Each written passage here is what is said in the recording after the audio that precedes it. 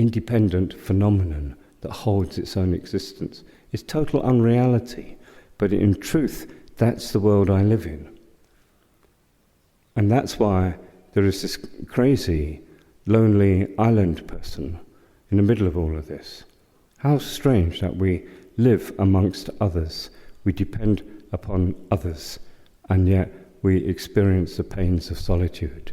Why is that? Where does all this yearning for companionship come from, for example? Why does Buddha explain lack of companionship as one of the sufferings of samsara?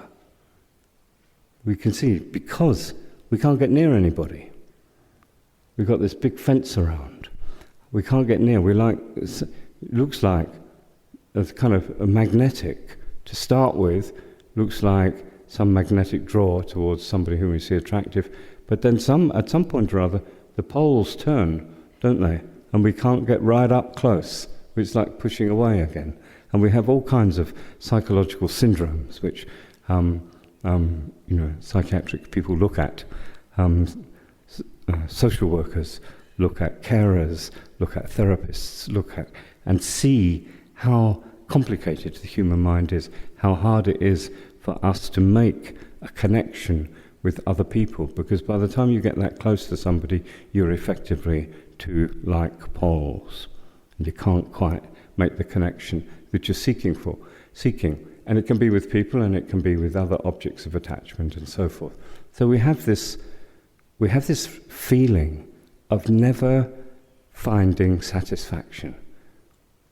This feeling of never finding satisfaction is a deep existential problem for people in samsara.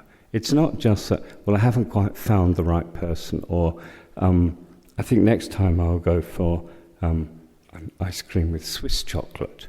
That's why I'm not finding satisfaction. Haven't quite found the right person or the right object. No, it's built into the very mechanism of the samsaric mind. We never will find satisfaction. We will always have this gap. We will always have this frustration in our mind. And if we look deeply, we will see it's because we see ourselves and all other people and all of the phenomena around us as independent. We are island people. So sometimes I think, we have to stop when we're reading Chandrakirti, and we have to take it right back down to our own personal, everyday experience. And understand, well, what is wrong? I mean, leave the Chittamantrins alone. They're nice people. It's actually a lovely view. Everybody, when they hear it, it sounds good. What's wrong with it? Why you keep going on about, it's okay, let them believe their mind is truly existent. What's the problem like that? Big problem is because all the time, it's quite simple. Geshe says in modern Buddhism, if you want to be happy, you have to live according to the truth.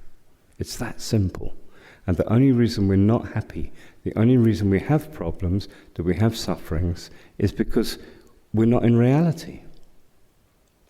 We're fantasizing, we're hallucinating, we're living in a world that doesn't exist, identifying ourselves in a way that we don't exist, relating to other people that do not exist, and so on. And if we ask, well, what is at the root of that fantasy? What is at the root of the hallucination that means satisfaction, contentment is structurally impossible? We will see it's this grasping at true existence, grasping at ourself and all the phenomena around us, as if they have their own independent existence. But we don't see that without spending some time looking in our own experience. We don't see it. We know how to say it, but we don't see it. We don't see in ourselves. And for this reason, our meditation on emptiness doesn't have a great deal of impact in terms of touching our heart, moving our mind, changing our life. So, if we do look, and we do see the extent to which we grasp at ourselves and everything else as truly existent, then we can say, yeah, Chandrakirti's got a real point here. Very important. We need a correct view. This is Buddha's simple teaching. Correct view. If you see things correctly, you're not going to have any problems. If you don't have a correct view, you will have problems. So what is the correct view? The correct view is the view of emptiness. View here means mind. Correct view is the mind that realizes emptiness, which realizes lack of inherent existence. That's where we're going to find freedom. That's where we're going to find satisfaction. That's where we're going to find contentment. The very opposite place from where we're looking at the moment. So, therefore, we see on a very practical level, right, on this day-to-day, moment-by-moment level, what matters to me is that I need to find the correct view, and the correct view is the opposite to the view that I have. The correct view is lack of inherent existence or lack of independence. How do we arrive at that view? We arrive at that view by understanding dependent relationship, which is why Buddha says dependent relationship is the king of reasons. As soon as we start to get some feeling for how everything in this world is dependently related to something else. I mean, a wonderful example that Geshe-la uses of how we should think of ourselves as being cells, individual cells within the body of life. Each one discrete, but each one related to all of the other cells, bound up in this web of interdependence. Of course, island man doesn't want to hear that. Unicorn woman doesn't want to hear that, because that's not how we feel we are, and it's not how we want to be. We want to be all alone and independent. But it's a myth, and the pursuit of that is what's screwing up our relationships, to put it bluntly.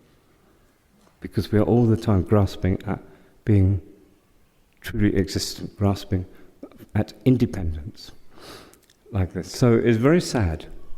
It's very sad when we look at human society, whether it's just two people trying to live together or the whole world at the moment trying to live. We're just looking at the humans, just trying to live with each other without conflict, without greed, without exploitation, and so forth.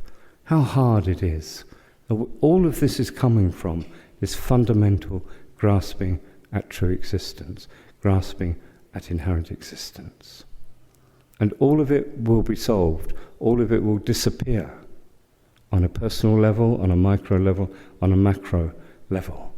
Will disappear if people realize dependent relationship. That the pursuit of independence is a complete myth. And that once we realize dependent relationship, then we realize there is no independence. We realize the emptiness that is the lack of independence or inherent existence. So here, I don't know where all that came from, but anyway, here, minds and their objects are mutually dependent and both lack inherent existence. It's such a big statement. It's huge. Minds and their, because what else is there in the world? Minds and their objects. Is there anything not included? Everything. Minds and their objects are mutually dependent, and it says here, and both lack inherent existence. Because we can say minds and their objects are mutually dependent, so both lack inherent existence, or minds and their objects are mutually existent because both lack inherent, whichever way. There's so much truth in this statement. So mutually dependent. If we think about that, some real mental freedom comes. Just contemplating mutual dependence will reduce our attachment and will reduce our anger and other delusions.